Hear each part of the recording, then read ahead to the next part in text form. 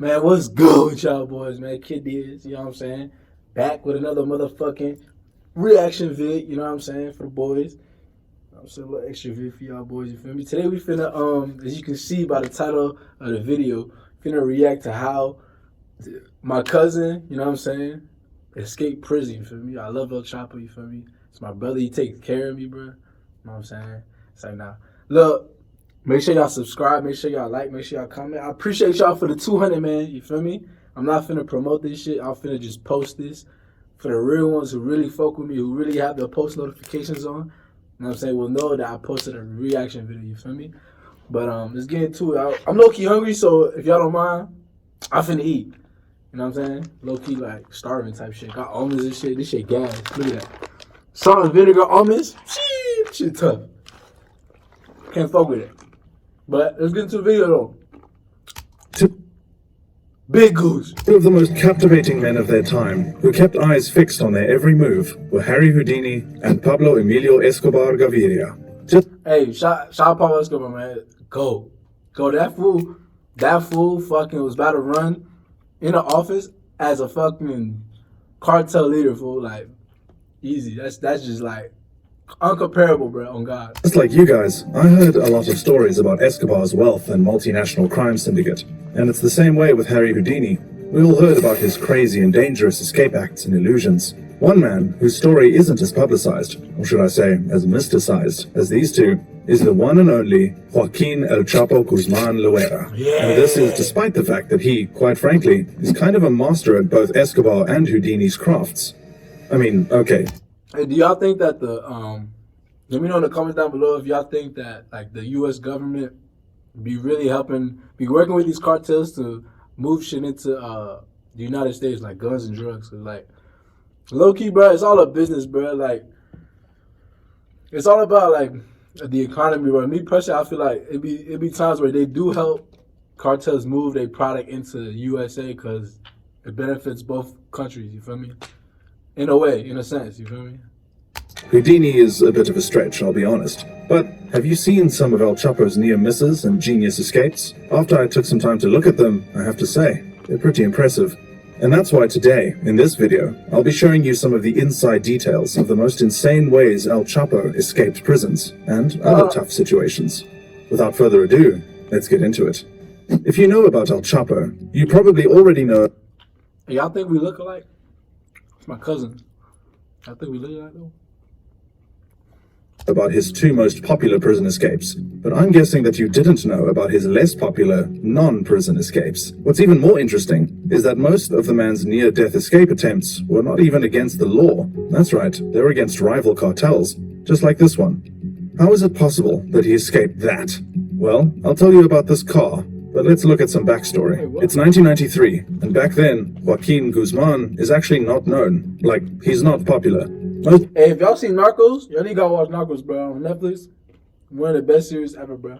On God. Y'all gotta go watch that shit. People don't know what his face looks like. And I don't mean in the world, I mean even in his country of Mexico. Nobody knows his face, as they would later come to be very familiar with it. During this period, the big boss standing at 5'6" is in a big war with the rivals of the Tijuana cartel. Bro, I'm telling you, it's my cousin. We both, you know what I'm saying? I mean, I'm like 6'2". Like, I got the benefit, you feel me? But, yeah, he like 5'6", though. Little ass bitch. Little ass fuck ass. Headed by the Arellano Felix clan. This war began in 1989, a year after El Chapo became head of the Sinaloa cartel, and was largely glossed over by the Mexican government. You see, unlike regular organized crime you've probably seen on TV, that have this code of conduct where they don't go after relatives of gang members, the Mexican... Some of these ads, bro. Hey, it's funny because one of my videos, I'm putting my video right here. It was like, is porn cheating? I literally interviewed 2 girls from Sinaloa, and I was scared to do that, bro. Didn't give a hoot. So, Guzman not only kept escaping hits using his many safe houses, he also had to protect his large family. El Chapo would eventually get the attention of the population and the law in 1993, after 20 rival assassins mistook his car for a Catholic cardinal's car and opened fire on the Mercury Grand Marquis. The death shook the nation, and some even suggested that El Chapo didn't really escape anything because he was the mastermind behind the attack. So, after some research, I found out that the Catholic priest himself was a strong critic of the cartels, and they wanted him silenced. Personally, I think it's unlikely that El Chapo was the evil mastermind behind it, but he was an evil mastermind, alright, because after the authorities hunted him and others down just after the incident, he would pull off one of his more popular stunts in his career. You know, the first thing I thought when reading up on El Chapo's time in Puente Grande is, gee, this isn't so bad, because it turns out that his 6-year stay at the so-called maximum security prison may have been the best of El Rapido's criminal career. There's just something about putting people like Joaquin Guzman and Pablo Escobar in prison that makes it look pointless. Bro, who y'all think is was the better cartel boss?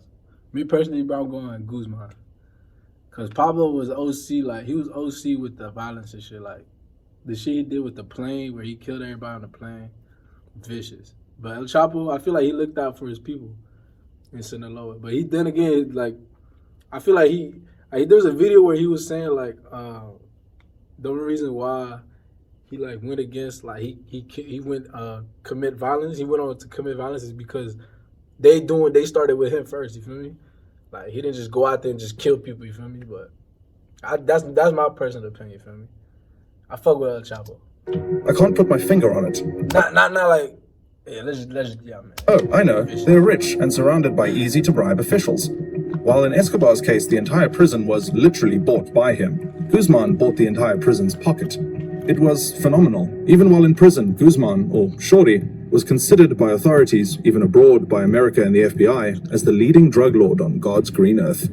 He ran business as usual by bribing the gods. A house here, $10,000 there, gift for the wife over there. Everyone was happy. Bro, if you really put yourself, people be asking like, how's the latest shop? If you put yourself in their shoes, like everybody has a price, bro. Like everybody has a price.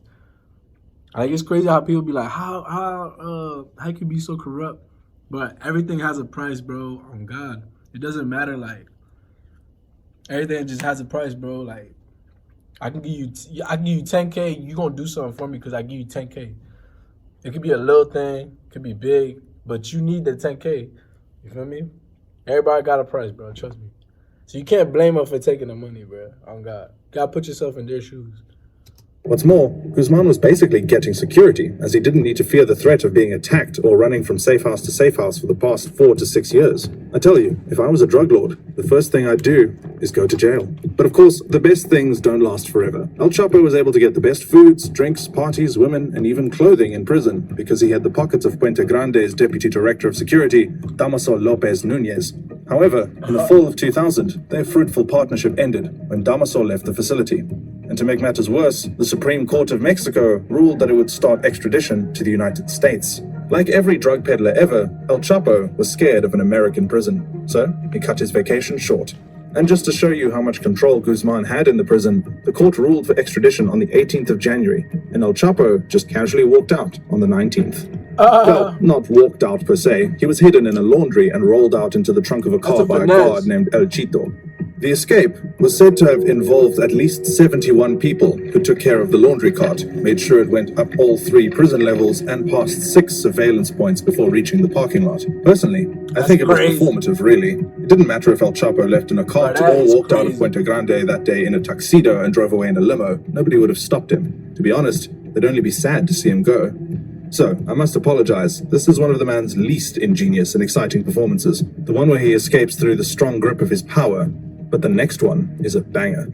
This one has everything: romance, suspense, death, underground tunnels, sewers, and most importantly, a scene out of a Mexican telenovela. The story begins with El Chapo in bed with his mistress, Lucero Guadalupe Sanchez Lopez. They're both naked and having a good time. Then, suddenly, El Chapo's personal secretary rushes into the room and locks the door behind him. A team of Marines are right at the door with a battering ram, working on the door almost immediately. Okay, imagine you just going crazy, right? Then you'd be like, what? You got the cops? You gotta run. Butt ass naked, dick still hard. That's tough. That's tough. In the blink of an eye, the couple's getaway is turned into a real getaway, and it's one that I think Lucero will forever remember. Guzman immediately runs to the escape hatch, pops it open, and leads them down into a tunnel. They make their way across several kilometers and eventually end up in Culiacan's sewers. And oh, did I forget to mention that they didn't have any time to put on a piece of clothing? That's right. Joaquin El Chapo Guzman Loera, a billionaire and the most formidable drug lord at the time, walked naked for several kilometers in the sewers of Mexico on February the 14th, 2014. Crazy. We got the details of this escape from a pretty reliable source, the mistress who was by his side in this Bonnie and Clyde drug. Some of these fucking ads, bro. I'm a rookie. I'm a rookie at these fucking. I'm a rookie with these shits, bro. I'm a rookie. But yeah, bro, imagine you being a billionaire and you just running through the sewers and shit. All that money, you going through the sewers and shit. It's crazy, bro. In court, in a setting that may have well been out of a telenovela, there she was at the stand, talking about all the details of not only that day, but also of how much she loved the kingpin, and she thought he loved her too. Guys, who was in the audience while this was being said? Well, El Chapo himself, obviously, but also his wife, Emma Coronel. His wife, bad. I ain't gonna lie, bad job. Yeah, good job. Good shit, Chapo. Puro, and she didn't look the least bit angry at the glaring infidelity. As for Guzman, he could barely look at either woman. It didn't really matter how many prisons he had escaped from. Awkward situations like this are almost impossible for escape artists to navigate. But I'm sure El Chapo didn't care. He had just spent 6 hours running under the city, only to be caught 5 days later and getting ready to go back to prison after being out for about 2 decades. But how does El Chapo respond?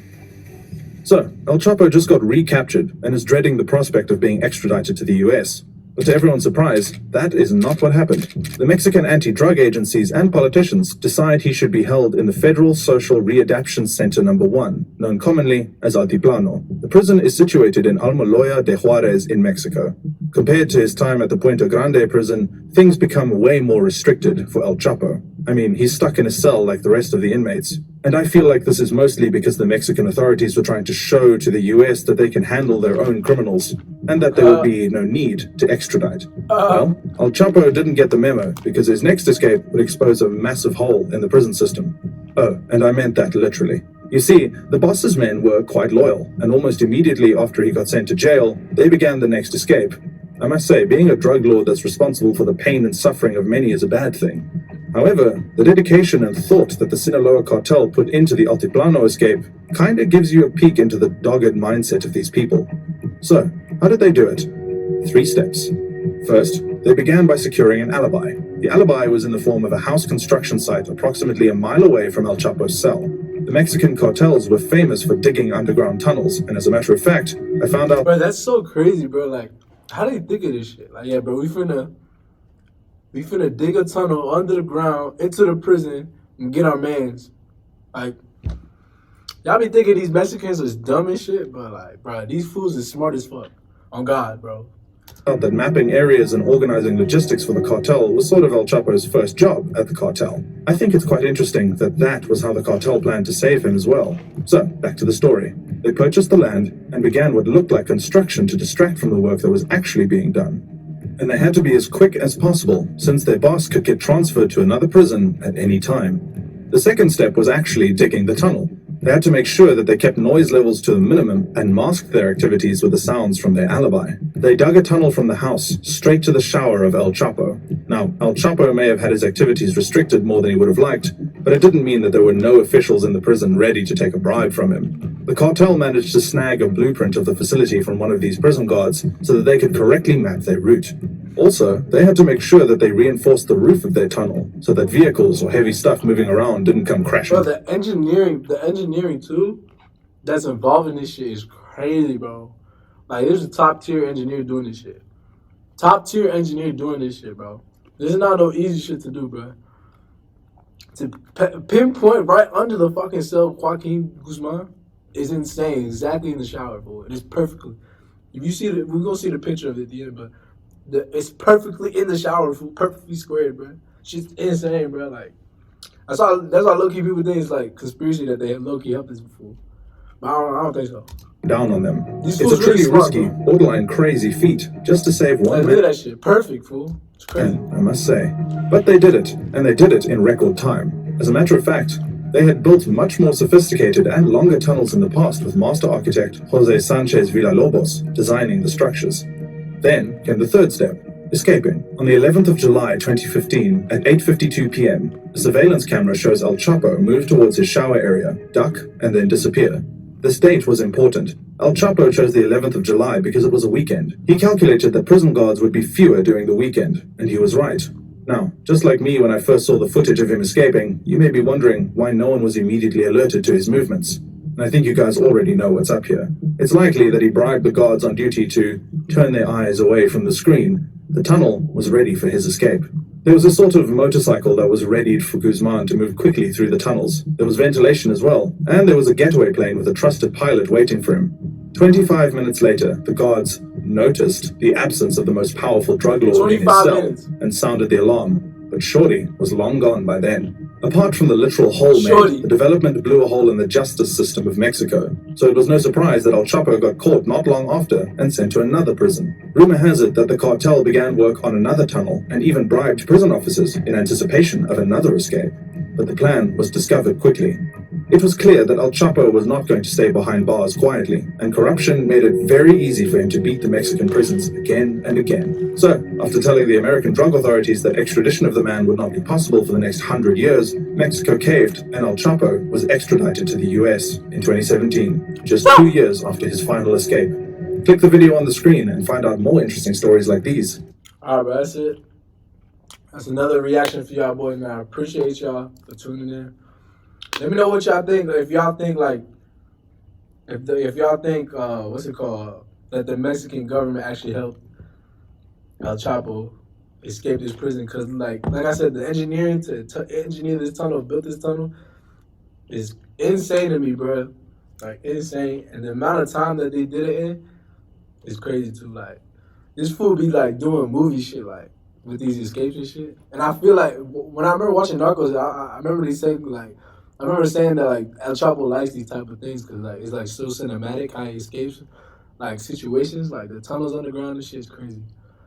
But I appreciate y'all boys, man. I love y'all. I thank y'all for the support, man. I'll be back next Monday. You already know what the fuck the vibes is, man. Next Monday I'll be back. I love y'all. Big GUUCH, you feel me? Appreciate y'all tuning in, man.